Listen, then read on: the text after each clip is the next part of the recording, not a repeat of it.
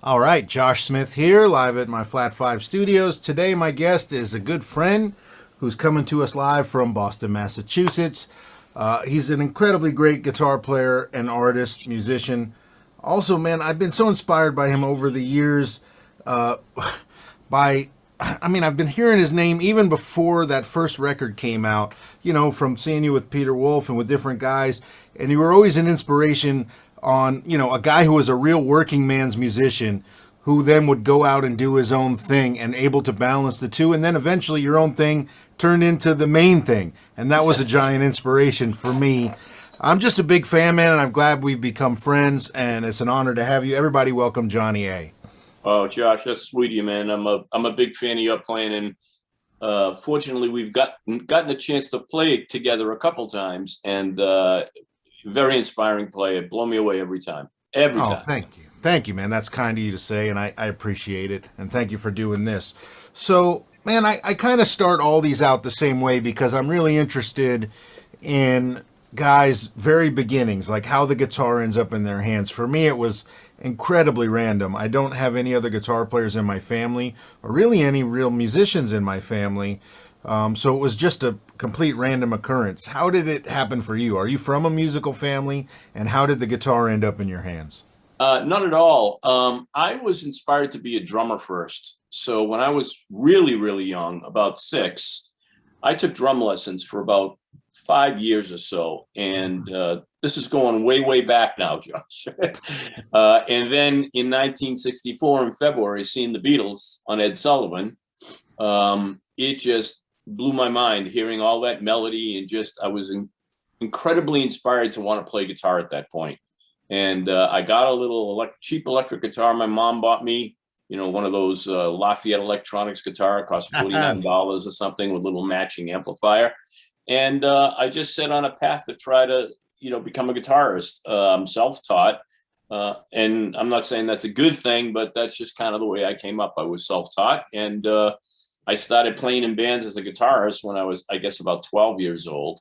And that was it. I don't come from a musical family in regards to anybody playing music, although both my parents were extremely passionate about music. My mom was a huge blues type fan, and my dad was into big band and Duke Ellington and Benny Goodman and all that stuff. So I think there was always a lot of music around the house, and great music. And I just kind of fed off of that. And like I said, when the British invasion thing happened, because I was prime years, I was like probably 12, 13 years old when that happened. And it just floored me, all that music and those arrangements and the harmony. And it just drove me to want to do that. Man, so it's really interesting to me generationally. Obviously there's all these like giant Big Bang moments where, depending on what generation you're from, something sets the spark. So obviously the Beatles, you see them on Ed Sullivan, and that happens. There had to be, I know there is, just from reading about it, just an explosion of instrument sales like you did, like your parents went and bought you that guitar. So did you know tons of guys your age around the neighborhood who were doing the same? And did you Oh start to yeah. make friends? Oh Yeah. yeah. There was just so many, neighborhood bands. It was incredible. Which guy had the Silvertone with the built-in Yeah. amplifier in the case, and which guy had the guy that was actually playing in my band before I switched over to guitar and I was a drummer. He had an Esquire because he was very much into the Yardbirds and Jeff Beck at the time, and he had an Esquire, which was wow. He's got a Fender guitar. I was like, wow, because everybody else had these really cheap, Radio Shack type guitars. Right.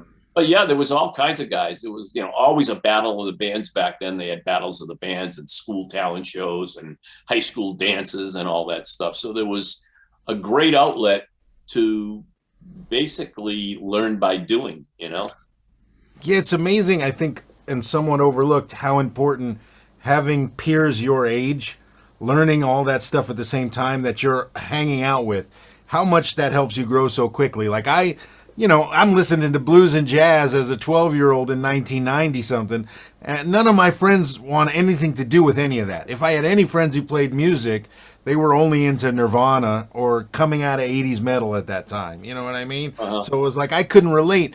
So I can't imagine what it would be like to have just tons of friends, buying guitars and learning Rolling Stones or Beatles tunes or Yardbirds tunes.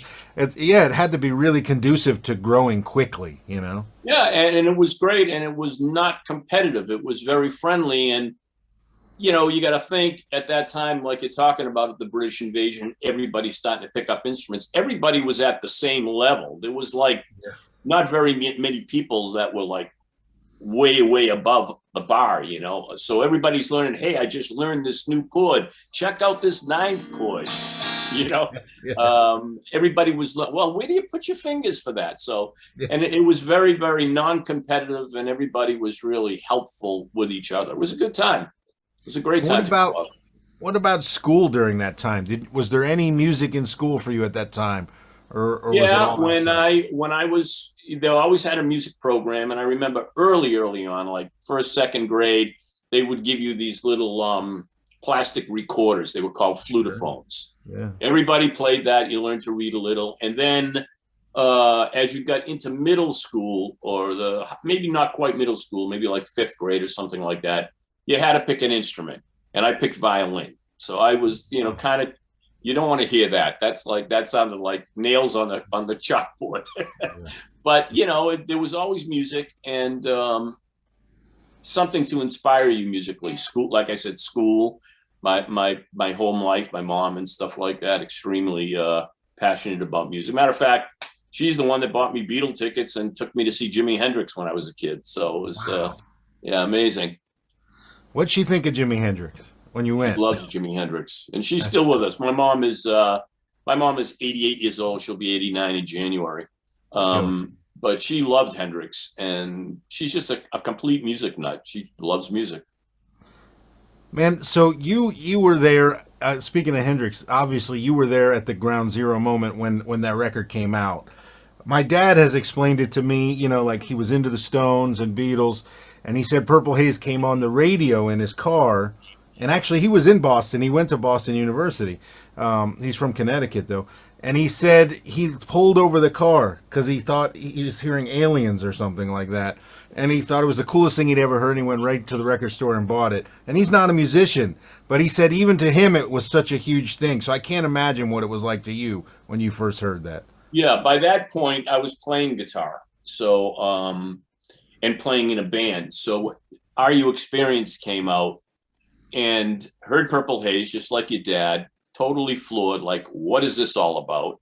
And not only just the guitar sounds, but just the way they affected the voice and all that stuff. It was just so like nothing. It was like otherworldly. It was definitely alien.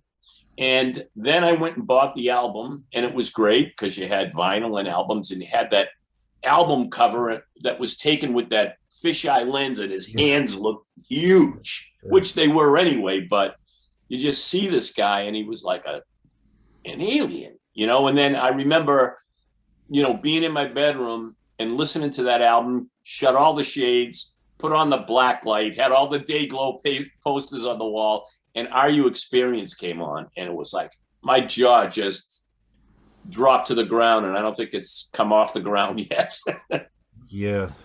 I mean, I remember even just me personally, when my dad first put on Are You Experience in the house on vinyl for me, thinking this is the craziest stuff I've ever heard, and I had already been playing guitar at that time. Like I got into BB King and Albert King first, but my dad was always listening to. He's a rock and roll guy, so he was always listening to Stones, Hendrix, Allman Brothers, whatever. And yeah, I couldn't fathom how he ended up where he ended up as, but I was always more just like interested in what it must have meant to guys hearing it when it actually came out then, because it had to be such a culture shock. Well, I'll tell you one moment for me that was really insane was when I heard Foxy Lady and the intro to Foxy Lady. And, you got to think that, it's hard maybe for you to kind of put yourself in that position. But for a guy like me, you never heard that sound before. That whole, that Yeah. you never heard that. It was like, what is that? Could Yeah. never figure it out until I saw him live, because I was so close to him that, it's just, rubbing your finger against the fret like that. And, but it sounded like some kind of computer alien stuff when you first heard it. You never heard anything like it. Now it's different. Everybody's got all kinds of sounds, and Yeah. there's so much to see on YouTube. It's easy to discover how things were done. But back then, forget it. Yeah, yeah, unbelievable, man. So so as you start getting in all these bands and playing around town with your friends, and like you said, there's the battles of the bands and the garage bands and the neighborhood bands. When do things start to shift to, you maybe make a little money at a gig or something, and we all know that moment where, like, the little light bulb goes off, and you go, I think I could do this like forever. When was that? Well, I kind of like always made money at gigs. My very first gig that I played, I was a drummer. I was 9 years old. My dad used to work for the New England Telephone Company. He used to climb pole and install phones and stuff. And they had a telephone company party, and they hired our band to do it. And I remember we got, I think, $25 in pizza, kind of like what I make now. Exactly. Things have not changed that drastically. Not that drastically, but I can remember. And it's interesting how I got a gig playing guitar in a band. I was practicing guitar and getting pretty good for a 12, 13-year-old. And I was still really playing drums in a band. But this rival band was doing a show outside on a Saturday at a pizza parlor outside in the parking lot. And I guess the guitar player, Kenny, had a fight with his girlfriend and was not showing up for the gig. So they called me and they said, hey, can you come fill in? I had never played in a band before at a rehearsal or anything. And I went and I did the gig as a guitarist, first time ever playing with a band. And they hired me and I got the gig. And then I never played drums again. It was just that time. But talking about like more professionally, and that would have been more like around 74 for me. I answered an ad for this band up in Portland, Maine, that supposedly was going to be managed by Three Dog Night's manager, and they were going to move to LA and all this other stuff. And sold my car, moved up to Portland, Maine, joined the band. They didn't get the management deal. I ended up kicking around Portland, Maine for a couple of years. Then came back to Boston, put together rock bands, and just was gigging. The Boston music scene back then, when it was like 78, 76, 79, was extremely vibrant. You always had a huge blues scene in Boston. You always had a huge jazz scene because of Berkeley. There was a big folk scene. They had the Taylors, Kate Taylor, Livingston Taylor, James Taylor, Bonnie Raitt was here for a while. Van Morrison was here for a while. So there were a lot of singer-songwriter clubs as well as rock clubs. So it was a great environment to grow up at that time and be able to work and make money. And okay, so how old were you when you moved to Portland, Maine for that gig? That would have been 74, probably 21. 21. So by this point, I mean, by 21, you're an adult, and you kind of said, but when you finish high school and this is what you're going to do, what did your parents think of that, of the full, full-fledged ahead path of music, I never got any resistance. My mother was extremely, my mom and my dad got divorced when I was 4. So okay. I was really brought up by my mom and my aunt Helen, whose husband died right around the time my mom got divorced. So it was me and my cousin Sue, my mother and my aunt living in the one house. And they were always really, really supportive. It was never like, well, yeah, you can do this on the side, but why don't you get a job? And, I did try to appease them and I did go to college. I lasted maybe a semester and a half. I went to a business college and I confess, I did go to Berkeley for maybe a semester and a half. I just was terrible. I mean, I failed everything. The only thing I was really good at was my ear training. And, I went for arranging and composition and I had good ears. I could tell intervals. But as far as like when they gave me tests, I flunked everything. I was horrible in school. Crazy.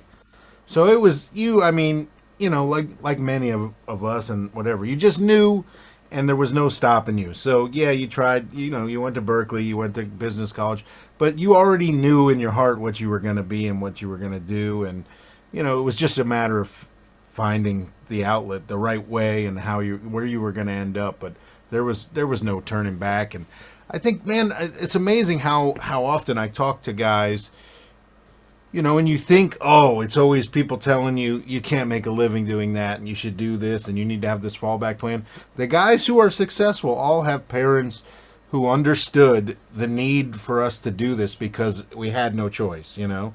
And it's amazing how important that is. Yeah, I agree. Agreed. Yeah. Yeah. So, okay, so then you're done with college, you go up to Portland, Maine, you're playing all these gigs, come back to Boston, going from rock band to rock band. I know you played in a bunch of bands around Boston.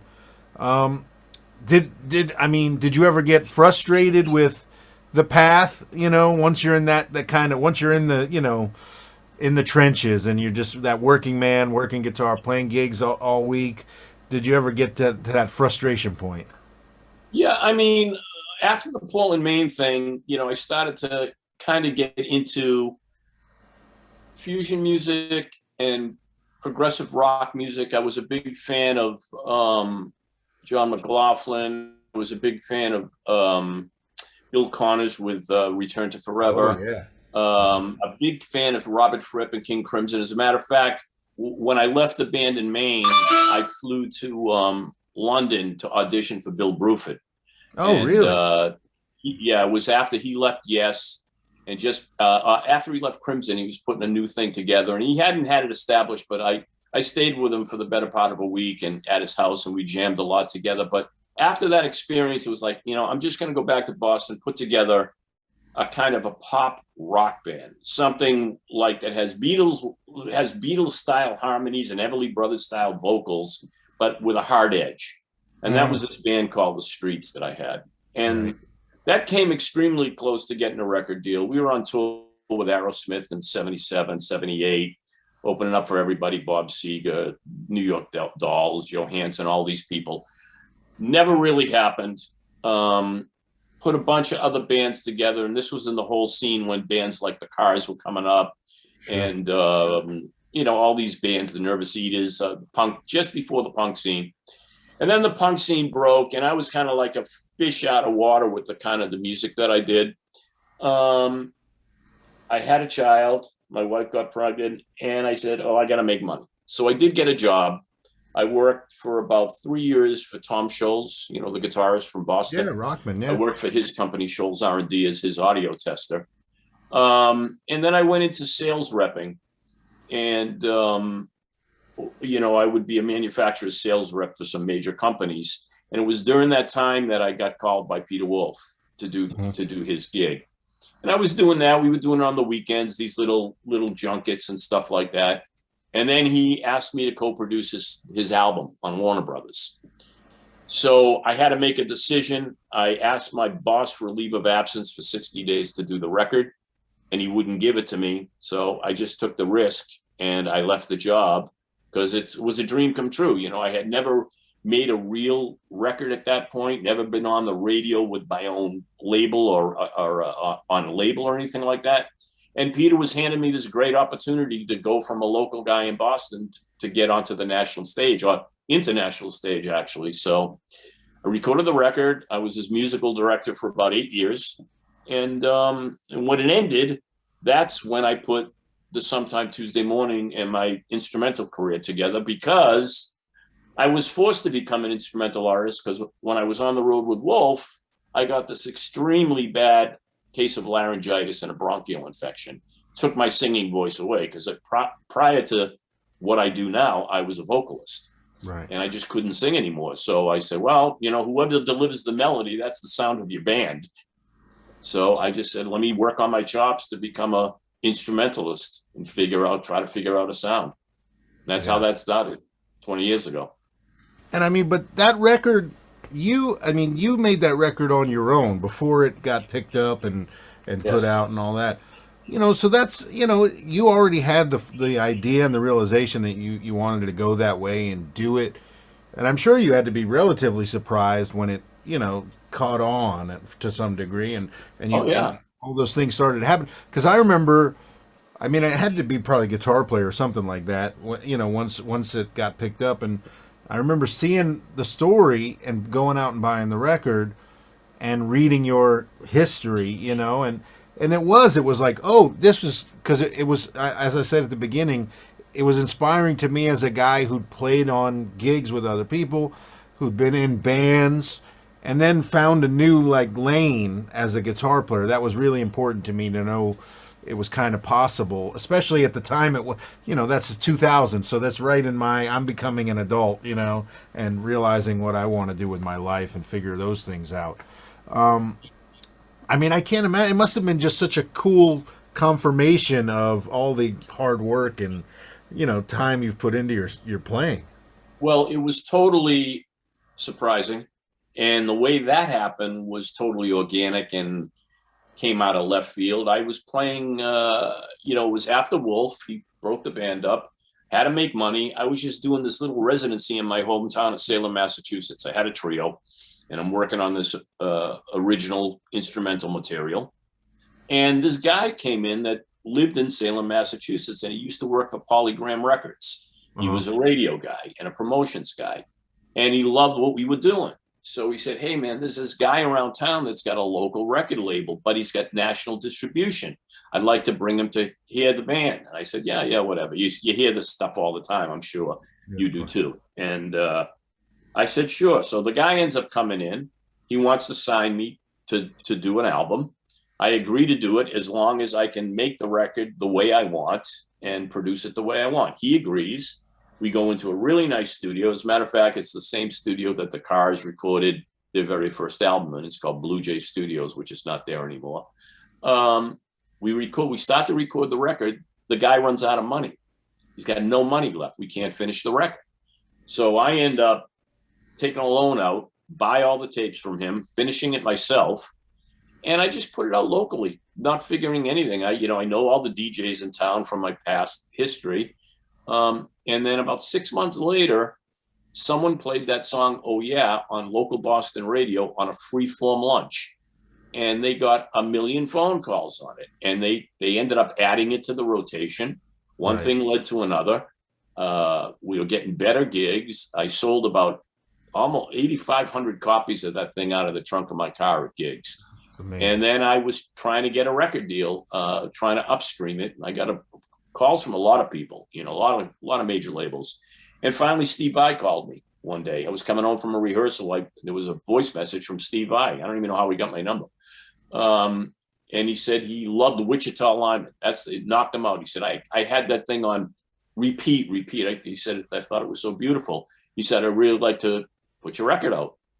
So I went to LA. We had a couple meetings, had a couple talks, negotiated the deal. He put the record out. The record went on, sold 160,000 copies or whatever it sold. We got number one across the country with Oh Yeah. And, then I re-signed with him for another album, which was the Get Inside album, which got a Grammy nomination.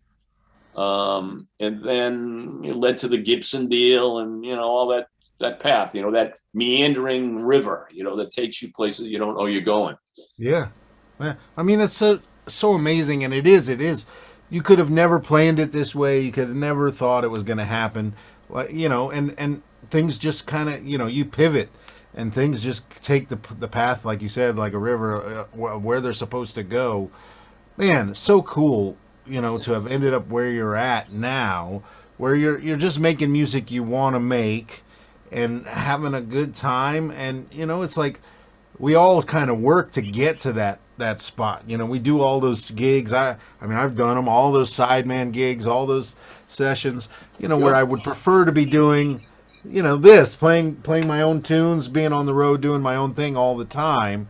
And I know how difficult that is. So it had to be so gratifying to reach a self-sustaining point with that.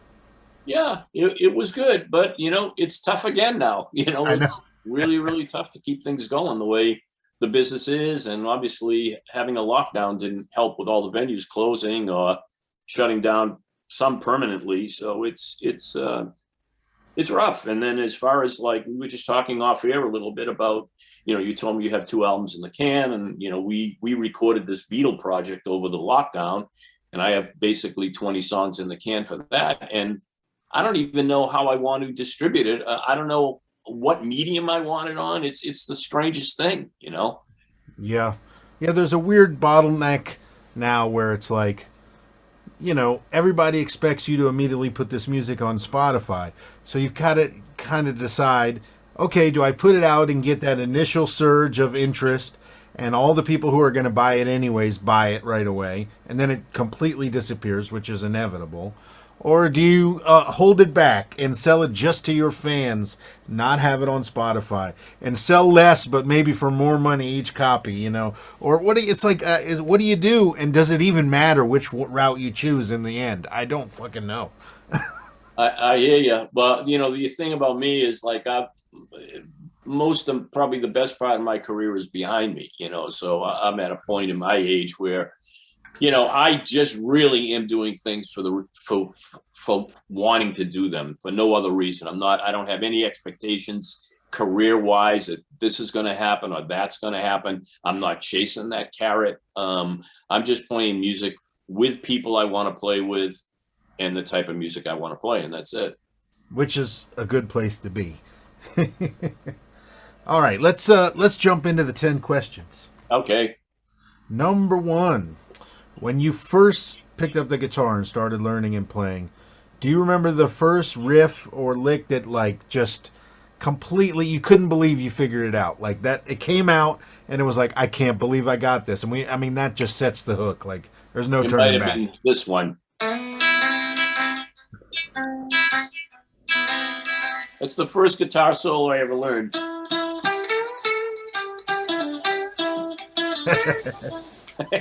Amazing. So but I can't imagine Secret Agent Man by Johnny Rivers. I can't imagine. Oh, I can. The amount of like excitement when you get it under your fingers. That's the greatest feeling. I remember, first figuring out, I'm not whatever, like, BB King go and getting that, and playing it just like he did on the record. I just couldn't believe I had figured that out. And there was no turning back after that. It's done. You're done. Well, one of my prized accomplishments was being able to play an F chord because I have very small hands. You've met me before, so we've shaken hands. I have small hands, and to have to, those 2 fingers, and you got to remember the guitar was probably a hunk of crap. Right. So just trying to have the strength to push down the B and E string and make an F chord. And once I could do that, it was like, yes. Yeah. Yeah. It's man, those days, like I just think back to all those hours sitting on the edge of my bed where I couldn't have complained if you asked me to. I was just like, literally, I would have not stopped if my parents didn't make me eat or go to school. You know what I mean? It was just the greatest feeling. Well, one of the things that contributed to me practicing so much, I would have anyway, but when I was just learning to play guitar, my mother discovered I had scoliosis. So I was in a full body cast for 14 months and a back brace for 2 years after that. Wow. And, full body cast, my neck was like this all the way down to my pelvis bone, and I couldn't turn my head. So learning to play guitar, I couldn't even see the neck of the guitar. And wow. I used to just stay in the house and play guitar all day. Wow. I didn't know that. That's incredible. Yeah. Unbelievable, man. Okay. What's the first thing you play every time you pick up a guitar? Do you just have like autopilot? Do your hands I'll go probably somewhere? do this. Those 3 chords I probably always do. Yeah. Yeah, it's weird how we all have something. Like, what about when you get to the gig, especially if it's like a backline date, and you flip standby and you got to make sure your shit works? What's like the thing you do up and down the neck that makes sure you got the tone you need? It's usually the chords. If they ring like that, and I set everything to those, stuff like that. Just to hear how because I go for more of a cleaner tone. I'm a fan of that beautiful Chet Atkins clean. To me, it's for me, it's harder to get a good clean tone than Mhm. an overdriven tone. There's so many ways to get a. I think that you can get a good overdriven tone, but I think it's just harder to get that really pure, rich, clean tone, personally. Yeah, especially with some depth behind it. You know what I mean? That is, And a shitty backline. yeah, exactly. All right.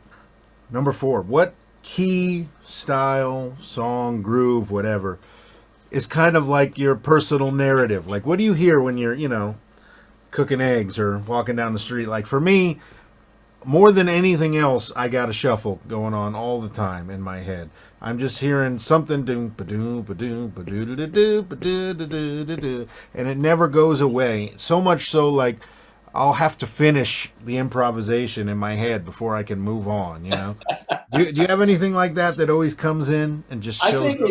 I think if I'm thinking about guitar, it's usually I kind of in my mind's ear hear the way chord clusters resonate. That's what I'm always listening to. I'm listening to like that's the kind of stuff that's swirling around in my head.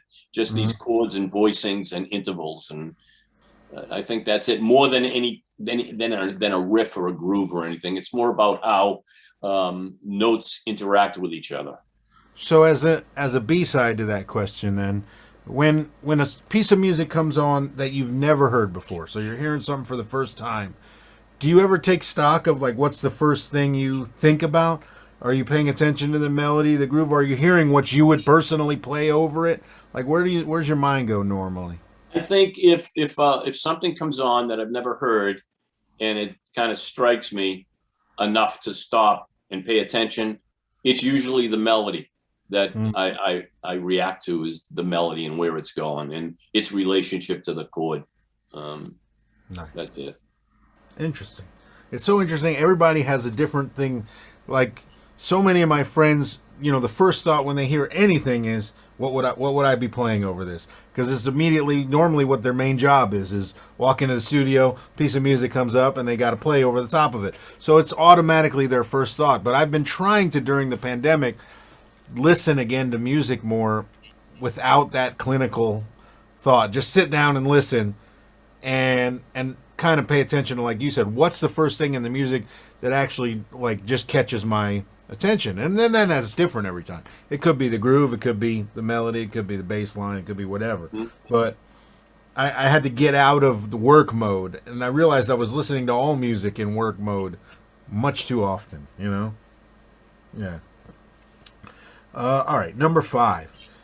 When did you feel like you started to maybe find your voice on the guitar?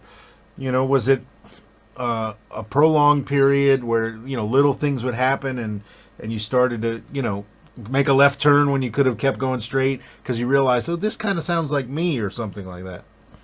That's a good question, and I think it came late for me. I mean, people have always told me, even through when I was a kid, they could always pick me out as the player. But I think for me, when I started to feel like maybe I had some kind of identity or a voice, I think it was sussing out how I kind of reapproached the guitar during that Sometime Tuesday Morning album period, Mm-hmm. where I decided I got frustrated as a guitarist. At that time, that was 1998. So how old was I in 98? I was born in 52, 45 years old, something like that. 40 Mm-hmm. something years old. I had been playing guitar since I was 11. So 30 something years. But I was always a guy that accompanied a lead singer. You play your Sure. chords, you comp, you do your thing, and you step out and you do your 30-second guitar solo, and you step back in. And I don't think it was until I lost my voice and I got frustrated with the fact that I couldn't deliver a song by myself. Like my mom has owned lounges and restaurants, and I come from Greek heritage, and we've had restaurants and lounges growing up the whole time. And she always had a piano player in the piano bar, and the guy Mm-hmm. would just sit there and play the whole song completely, even not sing, just instrumentally. And I always was really enamored by that, and a little bit envious that I couldn't do that. So once I lost my voice and I was trying to discover what to do, and I really couldn't read music, I forced myself. Someone bought me a a 2-volume set of the Beatles, the complete Beatles, because I've been a Beatle freak forever. And I forced myself to learn how to read a song. And it was at that moment, and buying that ES-295 Gibson guitar that I own, that was all over that record, that's when I think I started to say, oh, okay, here's something a little different. I hear something that I really quite haven't heard before. And that inspired me and excited me. And then when one song turned into 4, turned into 10, turned into 30, and I was able to play all these songs by myself, I think I started to get a voice. Part of it was also I was so ignorant to being a school musician that the charts that I was reading, when this first song I learned was this one.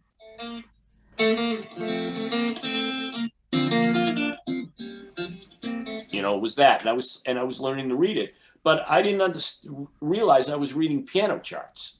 Yeah. So I'm having all these chords, like these beautiful chords that I never played before, and then those type of chord voicing started to morph their way into my songwriting, and I think that's when I started to kind of develop maybe if I have any kind of identifiable sound. I think that's what caused it. Well, you definitely have an identifiable sound, and I would say, I mean, if you put me on the spot and asked me about it, it would be a lot of what you just said to me. It's the way you're able to kind of exemplify an entirety of a song within your playing, even if it doesn't mean it. It doesn't mean like you're those guys playing 4 parts at one time with both hands on the neck. You're able to do it in a like relatable way that I think is very identifiable and unique to you, and I think that's pretty fucking cool. Thank you. Oh, all right. Number 6. What's your biggest weakness on the guitar? Oh, I don't think I have a very strong picking hand when it comes to like picking every note and having velocity and dexterity and firing I don't consider myself like a shredder or anything like that. And maybe possibly it was never something that interested me as much as songs. I have to say it's always been songs that interest me. I'm not even sure if I consider myself a guitarist as it sounds odd, but I almost consider myself more as a musician and a song stylist that uses the guitar as a vehicle to get my ideas out, as opposed to a guy that is really focused on trying to have immense chops and stuff like that. So I don't know if that makes any sense. No, it does. That absolutely makes sense. Yeah. So I guess that would be my weakness if you're talking about, I guess it would depend on how people view guitarists and what they want to see out of a guitarist. If you want to see someone that, can shred and rip things apart and go crazy, then that's probably my weakness. Okay. That I can't do that. All right, fair enough. Who is a huge influence on your guitar playing that people would be surprised to hear? Oh. Pat Martino. Oh, okay. Yeah. Kenny Burrell. I'm not surprised by that one. Say again? I'm not surprised, but I could see how maybe other people would be. Yeah, Pat Martino, I love Pat's playing. I went through so many different phases of what I like musically. Like originally we spoke, it was the British invasion. Then all of a sudden I got into the British blues stuff and was into the whole Cream, Clapton, Mayall, Peter Green, and then after that came the prog rock stuff, and it was Yes, and it was Gentle Giant, and it was Michael Urbaniak with Fusion, and Chick Corea and John McLaughlin, and I was into Robert Fripp and King Crimson, and then it went into jazz, and I started to get into Wes, and I started to get into, like I said, Pat Martino and Kenny Burrell, Johnny Smith, a little bit of Grant Green, and then it was rediscovering Chet Atkins. I mean, I think Chet Atkins was really the most elegant player I ever saw live. I thought he was amazing. I saw him at a NAMM show a long, long, long time ago, and he was just effortlessly. He looked like a gentleman. He's all dressed up in a beautiful suit, and he was just sitting there playing this amazing stuff with this amazing tone, with a guitar that was so intonated. Every chord rang so beautiful and I true. never understood how he was so in tune all the time. Yeah, It's unreal. his intonation was just amazing, and I remember just watching him and being spellbound by his elegance and how matter of fact it seemed to be. You know. Yeah. Wow. All right. Yeah, man. Chet just, yeah, something special there, obviously. Oh yeah. Okay. Number 8. In a gig situation, would you rather have a great guitar and a shitty amp, or vice versa? A great amp and a really bad guitar. Great guitar. And I'll tell you why. I got the opportunity to jam with Jeff Beck, and I was doing a rock and roll fantasy camp, and we were standing right next to each other. And he had his guitar and a beautiful half stack Marshall, and I had my signature guitar, my Gibson signature at the time. And they put me through this. What the hell was it? Like a line 6 amp or some crazy piece of shit. It sounded like a mosquito compared to him. It sounded like a mosquito, but at least it felt good under my hands, you know. So I don't know. What about you? Which would you rather have? I'm the opposite. I will take the amp and whatever guitar. I'll be more comfortable with, whatever guitar through an amp where I can get some headroom and a decent tone, as opposed to even with my guitar plugging into that line 6 or to JC 120 or something. I know that's going to be a rough gig, Yeah. And we've all been there on those fly days. Yeah. And we'll be there again. Hopefully. Oh, man. All right. Number 9. What keeps you motivated to continue to grow? I mean, and this is an aside, I guess, during the pandemic and all that, but, what keeps you wanting to learn new stuff? You've been doing this a long time. We all have. What keeps you, motivated to keep pushing and get better at playing guitar? Because there's just always so much to learn. I mean, there's just so much to learn. And, when I picked up an instrument, which started as a drummer, the whole reason I did it was not for sex, drugs, and rock and roll and money.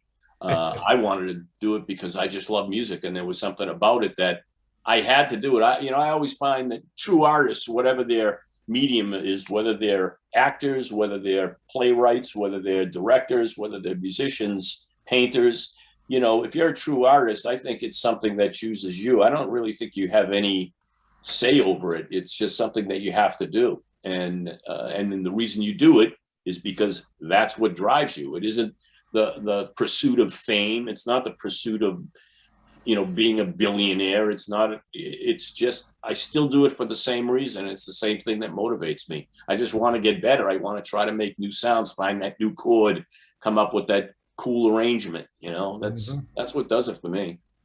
Yeah, it's not to minimalize it, but it is slightly like a drug, like a hit. Every time I learn something new, and now it's not just even guitar. It may be, the right way to twist this EQ, like you were talking about your Fairchild earlier, or the, how to get this thing to sit in the mix the right way, Right. or how to mic a drum a different way than I learned.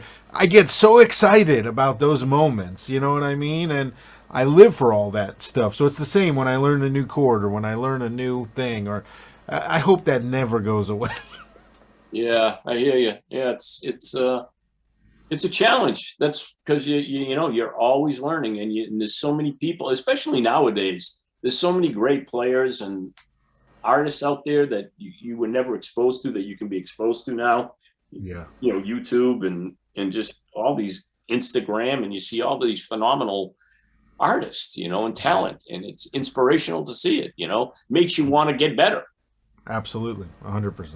All right, well, that leads us to number 10, which is, where do you want to be in 5 years? Like, are you one of these guys who has a list of things you need to check off, that's important to you, and plans this stuff out, or are you more go with the flow and kind of see what happens? Because for me, I can't help but make a list. Well, at my age, I'd be happy just to be above the ground. Ah. No, I don't know. I think I just really to be able to continue what I do and have an outlet to do it. Have venues and audiences that'll still come see me, people that'll still buy my music, and continue to be creative. I don't really have a plan where, okay, I did when I was younger.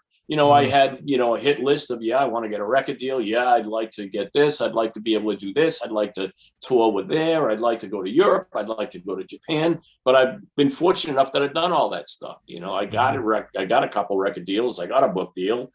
I had all the gear I needed. I've played all over the world, and I just like to be able to sustain it and continue to do it at a high level. I mean, I hope that my health allows me to continue to do it at a high level. I hope I get to continue to play with great people and meet new people that inspire me, and that's it. And just be able to make a living doing it until I'm under the ground. Yeah. And I mean, it's not too much to ask. That's a great thing. That's what I want to.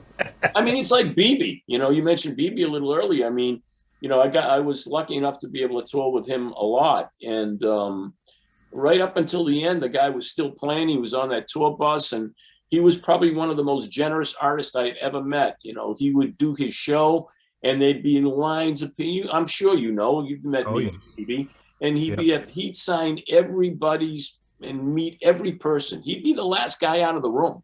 Absolutely. He was amazing. He was amazing like that, and But always very encouraging. At least he was to me, and I'm sure he was to you when you met him.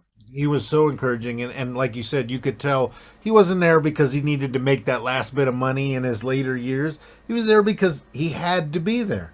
Mm, He had no other. That's what he wanted to be doing. And right. that's very inspiring.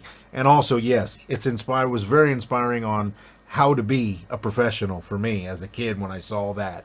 Him waiting to shake every hand, to sign every autograph. Even when he had real low blood sugar with his diabetes and he wasn't feeling well. It didn't matter.